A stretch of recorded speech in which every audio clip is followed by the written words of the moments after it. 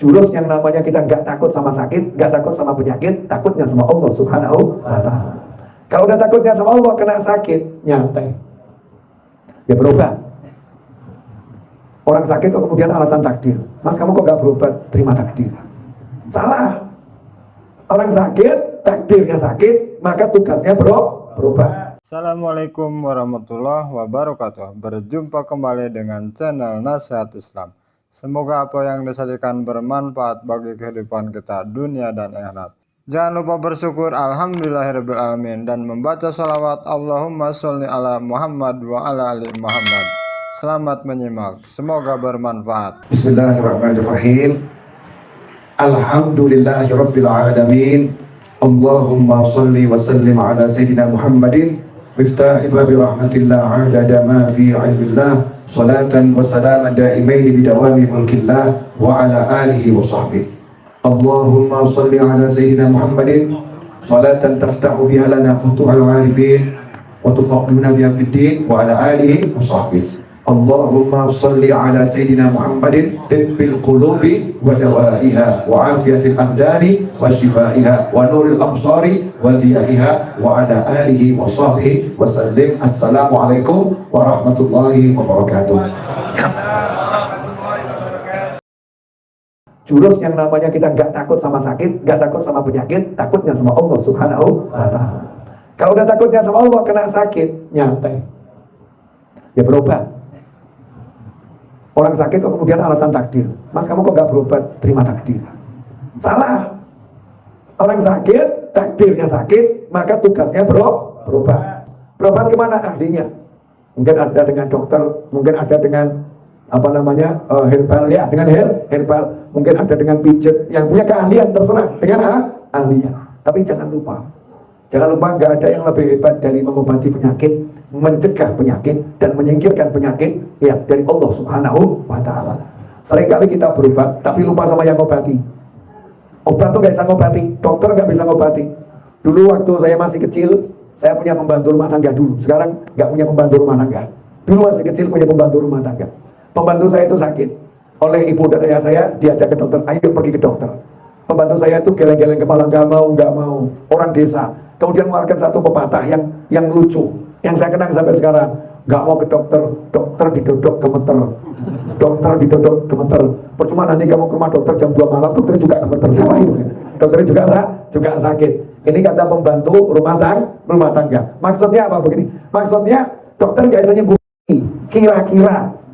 Kira-kira berdasarkan pengalaman, kalau sakitnya ini dikasih ini, insya Allah sembuh. Kalau nggak sembuh, kira-kira dengan obat yang ini insya Allah sembuh berdasarkan kasus yang sudah ada. Karena penyakitnya jenis ini, obatnya jenis ini, insya Allah sembuh. Belum sembuh, kira-kira lagi. Nggak ada kepastian. Karena yang bisa menyembuhkan hanya Allah Subhanahu wa Ta'ala. Selain Allah nggak bisa. Karena itu nomor satu, jangan cari dokter dulu. Jangan cari masker dulu. Ya, jangan A sampai Z dulu. Nomor satu, datangi Allahnya dulu. Dan datangi Allah artinya minta sama Allah dijaga agar sehat, dijaga agar terhindar dari penyakit, dan diberikan kesembuhan bagi diri yang sakit dan orang lain yang sakit. Niatnya yang kuat. Nah, doa itu diantaranya alhamdulillah. Doa yang paling mujarab kalau diawali sholawat.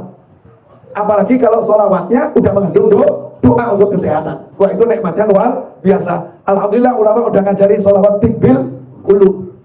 Allahumma sholli ala sayyidina Muhammadin tibbil qulubi wa dawaiha. Ya Allah, limpahkan sholawat kepada Nabi Muhammad SAW. Tibbil qulub, dokternya hati, dan obat bagi semua penyakit hati. Ya, wa nuril absar wa diyaiha, cahaya bagi seluruh pandangan apapun itu cahaya ada Nabi Muhammad SAW. Ya. Kemudian tadi juga obat bagi tubuh-tubuh yang sakit, ditambah penutupnya cahaya bagi semua penglihatan. Artinya apa? Kalau sholawat ini didawamkan, dibaca, itu kita lagi tawassul dengan Nabi Muhammad SAW yang dokternya semua orang, obat bagi segala macam penyakit. Rasulullah itu obat SAW. Maaf, ini mungkin nggak dijelaskan sama banyak orang. Ada orang kadang mengkritisi Habib sama Kiai. Habib sama Kiai ini dikit-dikit orang sakit dikasih air. Orang sakit kok disolawati, nggak masuk akal. Pakai akalnya Habib. Ini sakit, kok kamu solawatin? Sakit ya, diobatin, bukan disolawatin. Ya, sakit diobati bukan disholawati, nggak masuk akal. Oke, orang-orang yang cari akal, mari kita bicara pakai akal. Dudukkan dulu permasalahan, pakai akal siapa? Akal hewan, akal manusia, atau akal mukmin? Ya, akal orang yang beriman tentunya, akal orang yang percaya pada Allah dan Nabi Muhammad SAW. Kalau akal yang kamu gunakan nggak dilandasi Al-Quran dan Sunnah dan ucapan para ulama, maka hentikan dialog mulai sekarang. Dialog ini hanya untuk orang-orang yang akalnya dilandasi Al-Quran dan Sunnah. Bagaimana Al-Quran dan Sunnah? Ayo kita pakai akal kita dengan Al-Quran dan Sunnah. Ada non-muslim sakit nggak bisa berdiri, nggak bisa berdiri. Dia sudah obati dengan semua obat yang ada di masa itu. Bahkan semua dokter di kampungnya sudah turun tangan. Turun tangan dokter yang obati, nggak ada yang bisa menyembuhkan dia. Gagal semuanya. Padahal itu pakar. Ini kepala sukunya masih tidak bisa jalan, lumpuh. Ya lumpuh. Terus kepala sukunya ngomong. Tadi ada orang-orang kok wajahnya baik-baik. Tadi kesini kita dia minta makan, kita tolak. Ya kita tolak. Kelihatannya itu orang-orang itu punya sesuatu. Masya Allah, hebatnya sahabat Nabi Muhammad SAW. Non-muslim yang lihat saja Pak, ini orang luar biasa. Loh, kita ini di Indonesia muslim mayoritas. Dan saudara kita yang non-muslim itu lihat kita orang biasa atau orang yang luar biasa ya? Luar biasa apa ya Allah alam. Wajah kita ini menyenangkan, menenteramkan atau menyeramkan. Kita punya wibawa atau nggak punya wibawa ini? Ya wajahnya ini wajah yang bisa diharapkan atau wajah yang cari harapan? Yang mana nih? Wajah yang bisa diharapkan atau wajah yang cari harapan? Yang mana? Saat itu yang non-muslim, lihat sahabat-sahabat Nabi Muhammad SAW, ini orang-orang yang wajahnya bisa diharapkan. Kejar, minta obat dari mereka. Singkat cerita, salah satu angkat tangan saya bisa mengobati kepala sukumu. Tapi ya mohon maaf, tadi ini kami minta makan, nggak dikasih makan. Kami ini kelaparan semua. Jadi mulai sekarang ya, karena kamu seperti itu, kamu bukhola, bakhil, beli, ayo kita hitung-hitungan dulu. Kalau sembuh, saya minta bayaran. Sembuh minta bayaran. Udah berapa bayarannya? 100 ekor kambing. Deal. 100 ekor kambing. Teman-teman yang lain juga ketar-ketir. Ini kelihatannya nggak punya apa-apa ini. Sama dengan kita nih. Ilmu juga sama, pangkat juga sama. Nggak ada pengalaman jadi dokter ini. Kok berani dia ngomong 100, nunggu di luar semua, nggak ada yang ikut masuk. Urusan di luar masuk. Tanggung jawab kamu. Kamu tanggung jawab. Kurang lebih begitu. Masuklah ke desa tadi. Nyantai. Mana kepala sukumu? Ini. Dimudahin. Coba bayangkan, kalau nggak sembuh bagaimana ya? Kepala sukunya diludahin, tapi jangan kamu bayangkan dengan ludahmu. Blok, enggak. Sahabat ludahnya ludah sopan, ludah yang kecil kan? Kecil. Nah, bismillah, bangun. Kepala sukunya langsung bangun. Berdiri. Udah, kaget semuanya. Loh, kok bisa ya? Langsung jengkel Pak, bangun. Sahabat nyantai saja. Mana? 1 ekor kambing. Wah, pulang bawa 1 ekor kambing. Temennya lihat, berhasil bawa kambing. Berhasil bawa kambing. Maka diajak makan sama temannya. Ayo makan. Udah mau. Saya tidak mau makan kambing kamu ini kambing hasil minta upah dari non muslim. Dan tadi kamu ngobati pakai komat kamit apa nggak jelas juga itu. Iya. Pakai apa kamu? Ayat Al-Quran. Wah, kamu minta upah dari ayat Al-Quran. Kami nggak mau makan kambing ini. Ini kambing nggak jelas statusnya. Terus terserah kamu. Saya lapar, mau makan. Nah, ini sahabat udah mengamalkan ilmu, mau mikir, mau umat. Ya udah mengamalkan. Sahabat sembelih makan terus pulang ke Madinah. Sampai di Madinah yang lain lapor sama Nabi Muhammad SAW.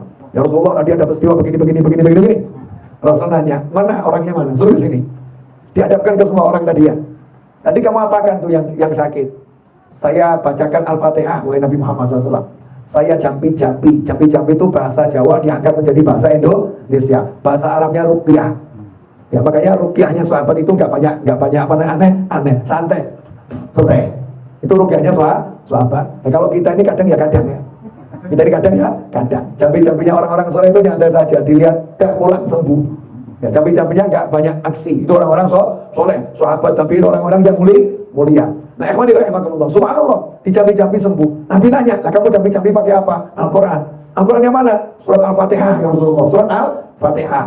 Terus Rasul nanya, "Nabi nggak ngajarin?"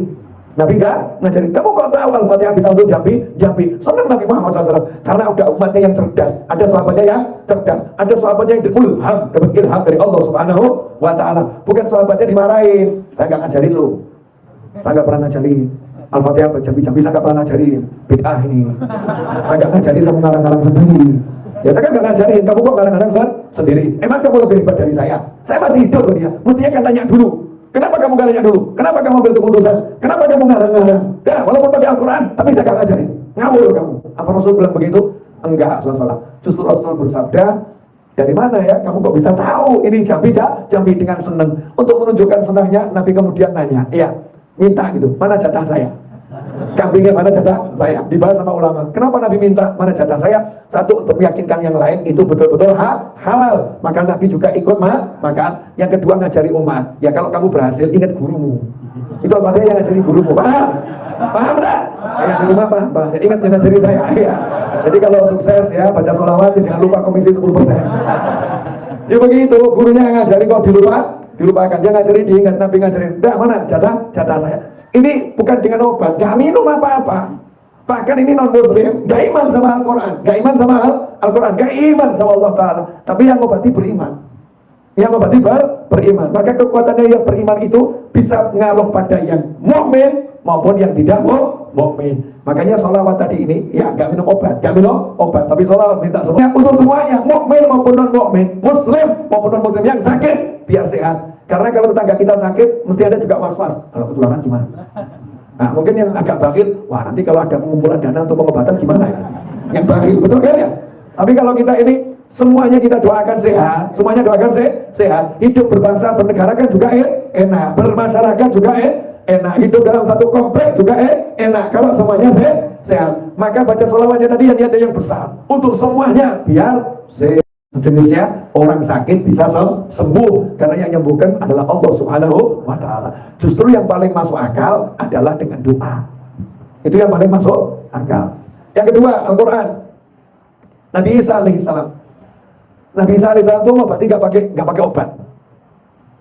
Dan penyakit yang ditangani Nabi Isa itu sampai sekarang pada pusing orang.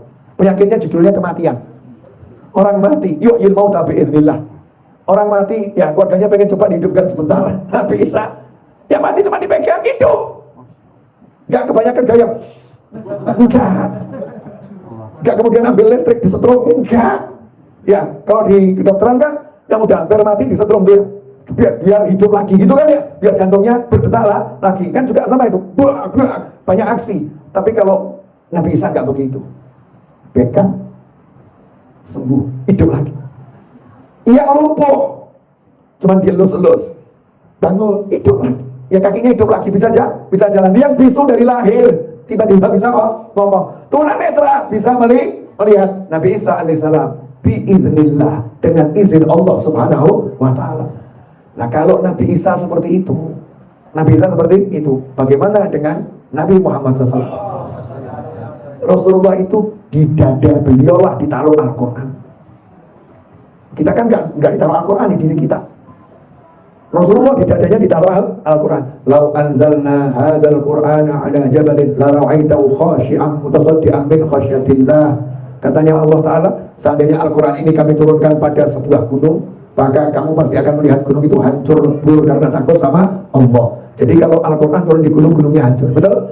Ya makanya ketika di Bukit Tursina, Nabi Musa AS pengen lihat tajallinya Allah, maksa ya lihat tajallinya Allah, tanda kekuasaan Allah. Baru sedikit saja gunungnya hancur. Nabi Musanya pingsan alaihi salatu wassalam. Tapi lihat, saya mau nanya, Al-Quran itu turunnya di mana? Nabi terima wahyu di mana? Terima wahyu pertama kali di mana? Pertama kali dan itu langsung ke dada Nabi 30 juz. Di mana? Di atas gunung. Gunungnya hancur atau ada sampai sekarang? Ada sampai sekarang. Kenapa nggak hancur? Karena diterima sama Nabi, bukan sama gunung. Yang terima dada Nabi Muhammad SAW. Kalau itu turunnya sama gunung, gunungnya hancur, nggak kuat. Turunnya pada dada Nabi Muhammad SAW. Nah, sahabat itu dapat hafalan Al-Quran yang keluar dari lisannya Nabi Muhammad SAW. Al-Fatihahnya itu dari lisan Nabi Muhammad SAW. Langsung gitu ya, langsung. Maka Al-Fatihahnya sahabat ini luar biasa. Dari sahabat dilanjutkan ke kita sampai kita. Maka Al-Fatihahnya ini luar biasa. Karena sebetulnya itu titipan dari dada Nabi Muhammad SAW. Karena itu orang yang sudah dititipi Al-Quran kok kemudian dihilangkan, ada ancamannya. Orang yang tadinya sibuk ngapalkan Al-Quran kemudian dilupakan, ya justru ada ancamannya. Kamu dari titipi kok gak kamu hargai, gak kamu jaga, justru diancam. Karena Al-Quran ini kalau Allah sesuatu yang mulia gak bisa dibandingkan dengan makhluk. Karena dia bukan makhluk, dia kalau Allah. Apa yang terjadi? Begitu Al-Quran itu dibacakan, yang sakit sehat. Yang sakit sehat. Zahiran wa batinan. Zahir maupun batinnya. Nah terus bagaimana dengan Nabi Muhammad SAW? Sekujur tubuhnya ditempeli Al-Quran.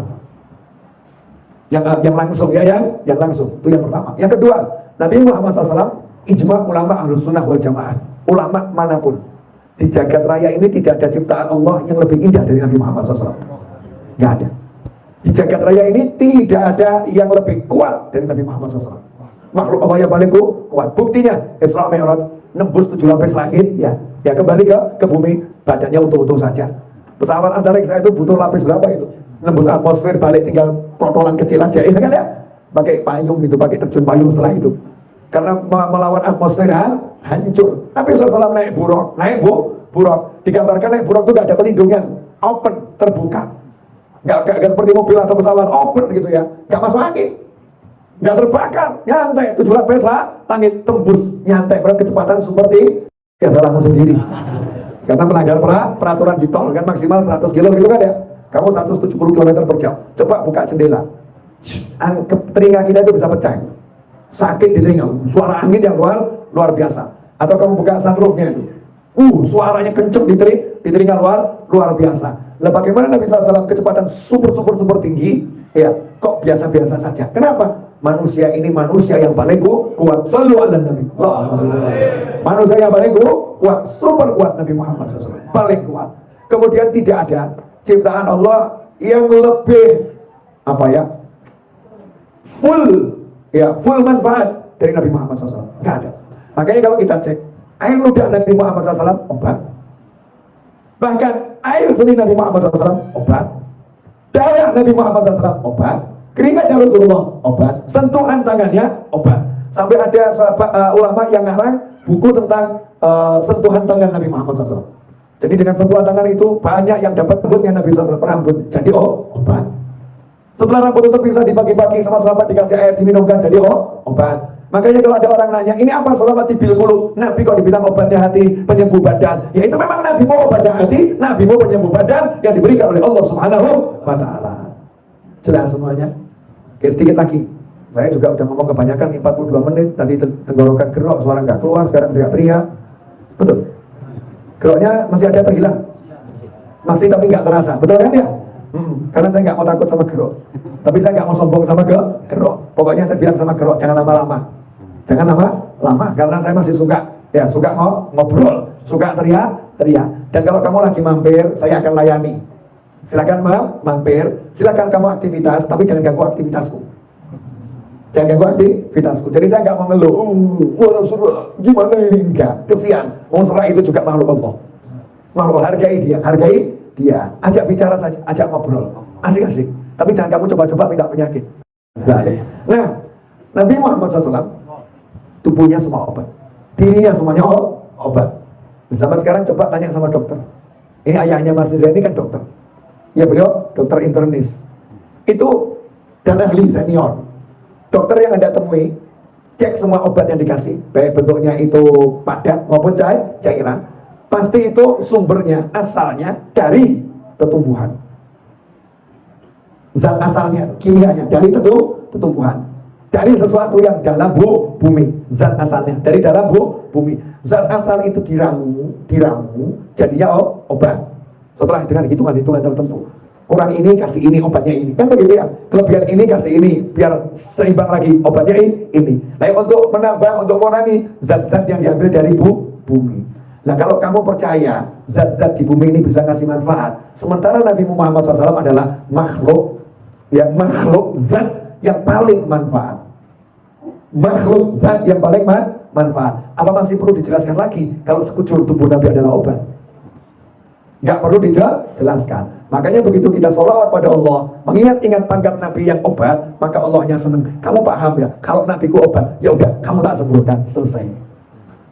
Kamu paham kan Nabiku obat? Ya udah, balasannya aku akan sembuhkan kan kamu. Karena kita nggak pamer obat, nggak pamer dokter. Yang kita pamerkan, ya Allah, saya punya Nabi yang bisa menyembuhkan dengan izinmu. Saya punya Nabi yang bisa mengangkat penyakit dengan izinmu. Bagaimana Nabi Isa alaihissalam bisa menyembuhkan dengan izin Allah subhanahu wa ta'ala. Dan tidak ada khilaf, Rasulullah dan Rasul yang paling tinggi Rasulullah. Makanya akhir zaman ini, khususnya bulan-bulan ini, yuk ajak umat semuanya, jangan takut sama penyakit, tapi nyantai saja, hadapi kalau memang sakit dengan sabar, nggak sakit dengan syukur, tapi sholawat tibil qulub sebarluaskan. Yang tadi ini tibil qulub, tapi syairnya bukan syair yang biasa dibaca orang. Syair-syair yang dibaca orang biasanya Ki Ageng Solo itu ya. Nah ini tadi saya pakai syairnya Habib Ali Habsyi rahimahullah. Di Maulid Sing Tuduror ada ya Maulid al-Mustafa yang Yahsul Syifa, mendapatkan kesembuhan dari Allah subhanahu wa ta'ala. Dan itu akhirnya huruf mim. Sholawat tibil qulub juga akhirnya huruf mim. Makanya kalau digabungkan pas, refnya pakai sholawat tibil qulub, isi doanya pakai syairnya Habib Ali Al-Habsyi. Ini baru perdana di sini. Jadi kalau cari gimana pun nggak ketemu ini. Ya perdana di sini. Nah, insya Allah nanti seterusnya mau saya gaungkan, dan saya ajak yang lain juga menggaungkan sholawat tibil qulub. Biar apa? Umat tenang. Aku punya Nabi, aku punya Rasul yang paling dicintai Allah subhanahu wa ta'ala, dan Allah akan memberikan kesembuhan karena yang bisa menyembuhkan cuma Allah subhanahu wa ta'ala. Jelas semuanya? Alhamdulillah, 46 menit. Mari kita akhiri kajian ini dengan 3 kali baca sholawat tibil qulub. Walaupun tadi udah banyak, biar semangat hati. Ustaz Ali masuk ya. Betul. Allahumma sholli ala sayyidina Muhammadin tibbil qulubi wa dawaiha wa afiyatil abdani wa shifaiha wa nuril absari wa diyaiha wa ala alihi wa sahbihi wa sallim. Allahumma salli ala sayyidina Muhammadin tibbil qulubi wa dawaiha wa afiyatil abdani wa shifaiha wa nuril absari wa diyaiha wa ala alihi wa sahbihi wa sallim. Allahumma salli ala sayyidina Muhammadin tibbil qulubi wa dawaiha wa afiyatil abdani wa shifaiha wa nuril absari wa diyaiha wa ala alihi wa sahbihi wa sallim. Amin. Kabul insyaallah. Saya ucapkan jazakumullah khairan, mudah-mudahan berkah buat semuanya. Saya kembalikan waktu kepada Mas Riza and tim. Jazakumullah khairan. Wassalamualaikum warahmatullahi wabarakatuh. Terima kasih atas